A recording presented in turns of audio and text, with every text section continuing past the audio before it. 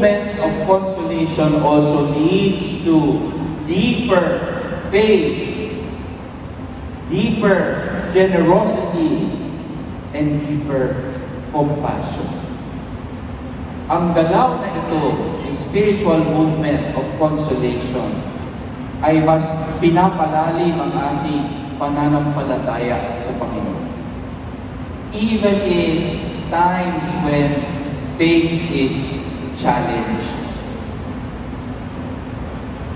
So even amid pain or struggle, there is a quiet sense of purpose and nearness of God. This is why consolation is a movement of hope. So what are the essential attitudes of this process? Sige, babanggitin ko lang, tapos siguro pwede tayo mag-pray.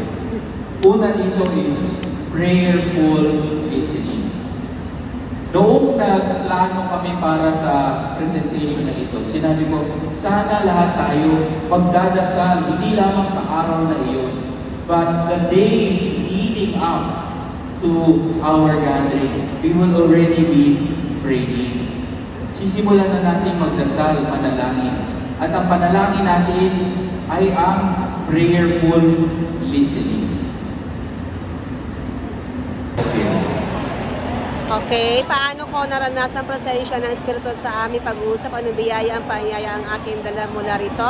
Ano ang masasabi natin dito? Marami tayong natutunan, Sis Lou. Sa sharing. Sa bawat isa. Maraming inputs.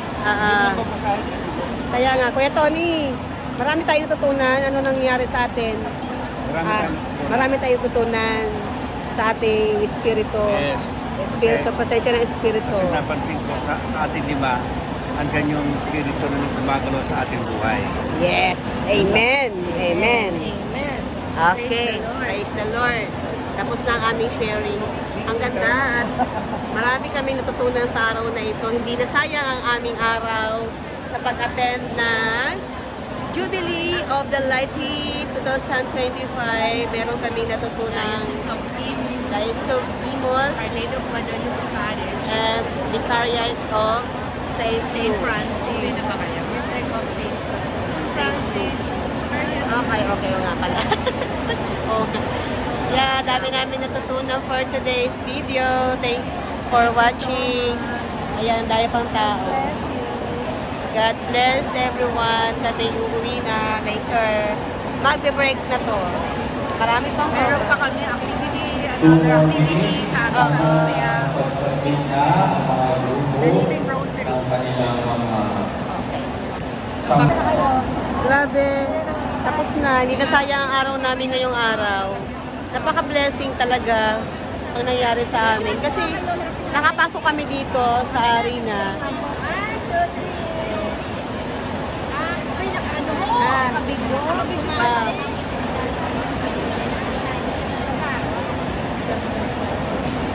Selfie kayo. Thank you.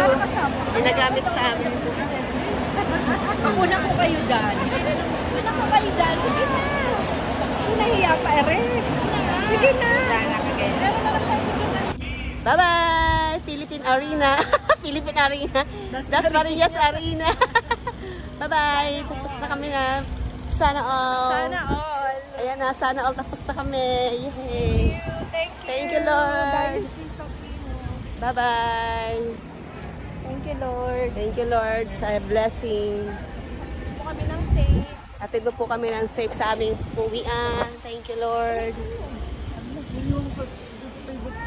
Ang alin? Yung bag ko. Nasaan na? Wala, hindi mo dala yung bag mo? Parang nagsinungaling ang bibig niya. Kinuha mo na? Bakit yung ano ba? Uwi na kami. Saan? Ayun, malabas na. Ayun, yung palabas. Thanks. Pauwi na kami. Ay, didikit. Ay, hindi pala.